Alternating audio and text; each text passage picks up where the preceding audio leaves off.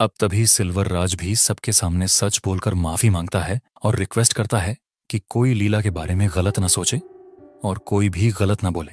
उसने बस गुस्से में अपनी खुद की जान दे दी और उसकी इज्जत बचाने से राज ने सच छुपाया था। अब तभी हम लीला की बॉडी को देखते हैं जो कि अभी लेटी हुई थी, और इतने में ही वहां पर पुलिस भी आ जाती है।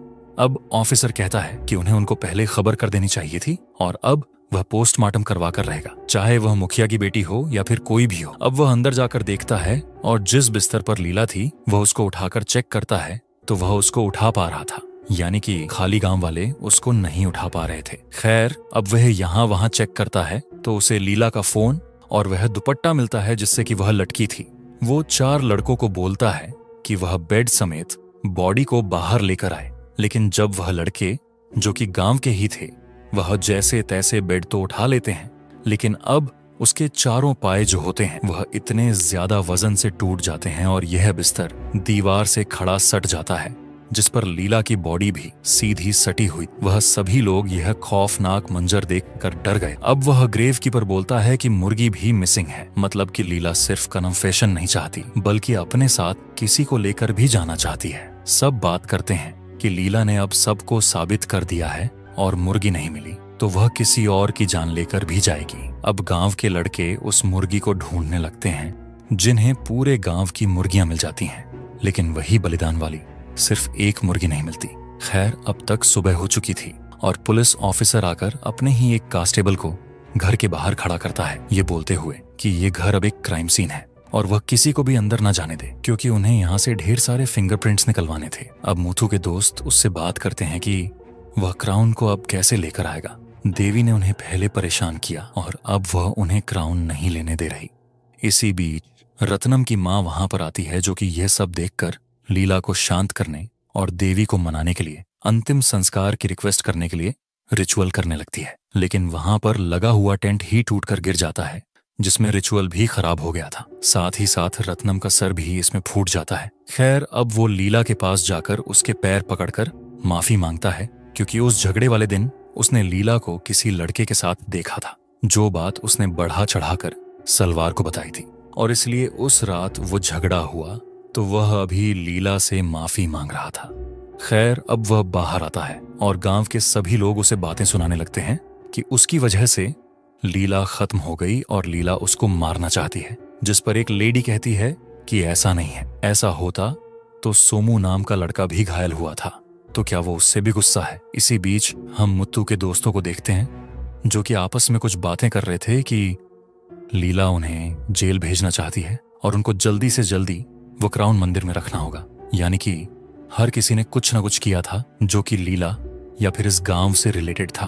खैर, अब हम सोमू को डरा हुआ पाते हैं जिसको सबके सामने लाया जाता है और तब सच सामने आता है कि वह लीला को हैरस किया करता था, उसे छेड़ता था और एक दिन उसने उसे पकड़ तक लिया और यही चीज उस दिन रत्नम ने देखकर उल्टी सीधी कहानी बना दी थी। खैर, गांव के लोग उन दोनों पर बहुत गुस्सा करते हैं कि उनकी वजह से लीला ने खुद को खत्म कर लिया, लेकिन यहाँ कुछ लोग यह भी सोच रहे थे कि उसने इतने छोटे मैटर पर खुद को खत्म क्यों किया, क्योंकि यह चीज तो सॉल्व हो सकती थी। अब तक पुलिस और ऑफिसर्स को खबर मिलती है कि लीला के नंबर पर एक नंबर से बार बार संपर्क हो रहा था और जैसे ही लीला का फोन डिस्कनेक्ट हुआ तब से ही यह नंबर स्विच्ड ऑन एफ है, जिसके चलते पुलिस ऑन ऑफिसर उस नंबर के ओनर का नाम, एड्रेस और फोटो मंगवाता है। खैर, इसी बीच प्रेमा स्वाति से पूछती है कि क्या वो कुछ और भी जानती है, जिस पर वह बता देती है कि लीला असल में अनु के साथ रिश्ते में थी और अगर आप कहानी के चलते चलते भूल गए हैं कि प्रेमा कौन है तो प्रेमा असल में लीला के भाई मुत्तू की ही प्रेग्नेंट वाइफ है। एनीवेज, तभी पुलिस वाले भी अनबू को ढूंढ रहे थे क्योंकि लास्ट टाइम लीला से बात करने के बाद जो नंबर स्विच्ड ऑफ था वह अनबू का ही था और आखिरी बार उसकी ही लीला से बात हुई थी। अब वो अपने घर से ही गायब था, जो कि लीला को देखने जाना तो चाहता था लेकिन उसके पिता उसे रोक रहे थे। खैर, अब तभी हम इन दोनों का फ्लैशबैक देखते हैं जिसके अंदर यह दोनों एक साथ काफी खुश थे। दोनों में बहुत प्यार भी था, लेकिन अनबू जो होता है वह गांव के अंदर ही जॉब ले लेता है, जबकि लीला चाहती थी कि वह बाहर जाकर शहर में अच्छी जॉब करे। तो इस बात पर दोनों की बहस हो जाती है और अब अनबू को लग रहा था कि लीला ने जो अपने साथ किया वो उसकी वजह से हुआ था। और उसने उससे अच्छे से बात भी नहीं करी थी लास्ट टाइम। खैर, अब प्रेजेंट टाइम में वो और उसके पिता लीला के घर पर आते हैं, जहां पर मुत्तू और सेल्वराज उसे पकड़कर पीटने लगते हैं। अब सभी लोग उनको शांत करते हैं और अनबू लीला की बॉडी के पास जाकर उसके पैरों में गिरकर रोने लगता है। और अब हम उस रात का एक फ्लैशबैक देखते हैं। तो लीला ने अनबू को कॉल किया था कि शायद उसके पिता को उनके रिश्ते के बारे में पता चल चुका है, जबकि ऐसा नहीं था। रत्नम ने कुछ और ही देख लिया था, जो कि मैं आपको ऑलरेडी बता चुका हूँ, और इसी बात पर वह गुस्सा था। खैर, अब वह अनबू को यह कहती है कि वह दूसरे शहर में जाकर जॉब ढूंढ ले, क्योंकि अब वह इस गांव के अंदर अच्छे से नहीं रह पाएंगे। जिस पर वह साफ मना कर देता है और कहता है कि उसे उसके साथ रहना है तो यहाँ पर आकर रहे, नहीं तो वह उसको भूल जाए। जिसको सुनकर वह यह कहती है कि वह उसके बिना नहीं जी पाएगी। तो वह यह कहने लगता है कि वह उसे ब्लैकमेल ना करे, जिसके बाद ही अनबू ने अपना फोन ऑफ कर लिया था। ये नॉर्मल चीजें हैं जो कि हर रिश्ते में होती रहती हैं। खैर, थोड़ी देर के बाद में ग्रेव कीपर लीला की बॉडी को बाहर लाने की कोशिश करता है, लेकिन फिर से कोशिश बेकार हो जाती है, क्योंकि उसकी बॉडी टफ से मस नहीं होती। खैर, अब तक सेल्वराज की मां रोने लगी थी और कहती है कि उन्होंने कहा था कि इस दरवाजे को कोई न खोले। वो बताती हैं कि उनकी ट्विन बहन कन्नमा ने खुद को यहीं पर खत्म किया था, जिसकी साड़ी उन्होंने रूम में रखी थी और कन्नमा उसको लेकर जाना चाहती थी। इसके चलते ही उसकी स्पिरिट ने शायद लीला को यहीं पर रोक कर रखा है। सो माइट बी ये देवी नहीं हो सकता है कि कन्नमा की स्पिरिट हो जो कि यहाँ लीला के अंदर आ गई थी। खैर, अब रत्नम की माँ उससे वह साड़ी मंगवाती है और हम साड़ी वाले संदूक के अंदर ही उस क्राउन को छुपा के देखते हैं। खैर, अब वो साड़ी निकालकर लीला को उड़ा देती है और फिर से ढेर सारे लोग लीला को खींचने की कोशिश करते हैं, लेकिन फिर से वो टस से मस नहीं होती, बल्कि वही लोग गिर पड़ते हैं। यानी कि यहाँ पर कन्नमा की स्पिरिट वाला भी कोई फैक्टर नहीं था।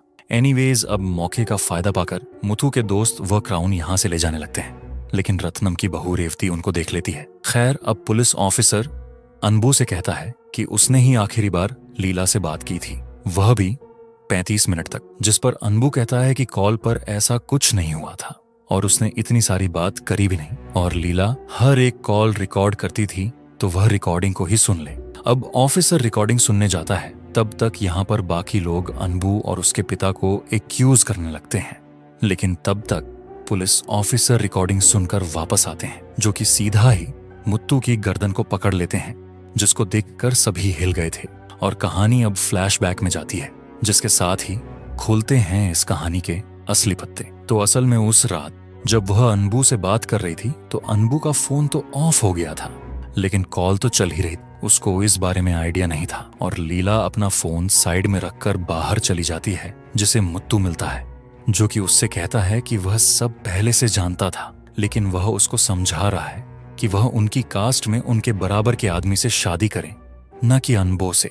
जिस पर वो कहती है कि वह अपना देख लेगी और वह यह सब नहीं मानती, और दोनों के बीच में एक झगड़ा हो जाता है, जिसके अंदर वह अपने भाई से कहती है कि उसने भी 5 साल पहले एक लड़की पर चीट किया था, जिसने अपनी जान दे दी थी, और यह बात वह जानती है, लेकिन प्रेमा के खातिर उसने यह बात कभी किसी को नहीं बताई। खैर, अब तक लीला की सांस फूलने लग गई थी, जो कि अपना पंप उठाती है, लेकिन तभी मुत्तू गुस्से में आकर उसे पीटने लगता है, यानी कि अपनी इज्जत बचाने की खातिर, और वह पैरों से उसे चौक करके जान से मार डालता है, यानी कि उसके अपने भाई ने उसे खत्म किया था।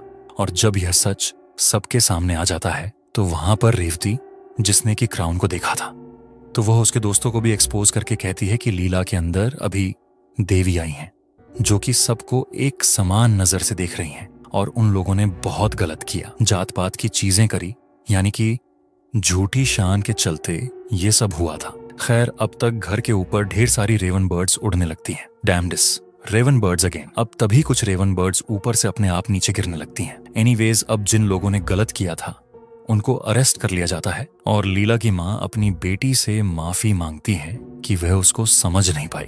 वो रोने लगती है और तब जाकर लीला का शरीर अपने आप ही बिस्तर से नीचे गिर जाता है।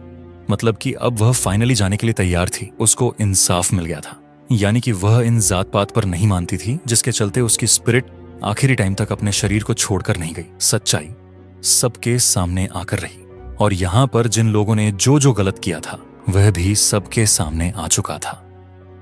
अब यहाँ पर आप इसको देवी कह लीजिए, या फिर यहाँ पर उसकी खुद की स्पिरिट को, या फिर जिद को कह लीजिए। एनीवेज, अब लीला की बॉडी को अंतिम संस्कार करने के लिए ले जाया जाता है, और जाते जाते लीला ने भेदभाव जैसी चीज को खत्म कर दिया था, क्योंकि उसकी इस अंतिम यात्रा में सब शामिल थे। ना कोई छोटी जात का था, ना कोई बड़ा था, ना कोई किसी का नाम पूछ रहा था, और ना ही कोई किसी का काम पूछ रहा था। और इसी के साथ में यामाकातगी मूवी यहीं पर खत्म हो जाती है। तो दोस्तों, ये थी यामाकातगी फिल्म की कहानी, यानी कि the Cobbs which can not move. उम्मीद करता हूं कि आपको मूवी का कॉन्सेप्ट और चीजें पसंद आई होंगी। यहाँ पर एक सुपर नेचुरल एलिमेंट को ऐड करते हुए इंपॉर्टेंट चीजों के ऊपर काफी सारी लाइट डाली गई है। यहाँ पर सारी चीजें मैंने आपको ऑलरेडी बता दी हैं, लेकिन अगर आपका फिर भी कोई डाउट है तो आप कमेंट सेक्शन में पूछ सकते हैं। उम्मीद करता हूँ वीडियो और मूवी पसंद आई होगी। पसंद आई है तो वीडियो को लाइक कर दीजिए। चैनल के ऊपर नए हो तो सब्सक्राइब कर लेना। साथ ही साथ मैंने the women in the art film को रिसेंटली एक्सप्लेन किया है। इन केस आपने साइकोलॉजिकल हॉरर मूवी को मिस कर दिया है, जाकर देख लीजिए। उसका लिंक आपको नीचे डिस्क्रिप्शन पिन कमेंट दोनों में मिल जाएगा। तो मैं आप सबको मिलता हूं अगली वीडियो के साथ में। तब तक के लिए स्टे अलर्ट।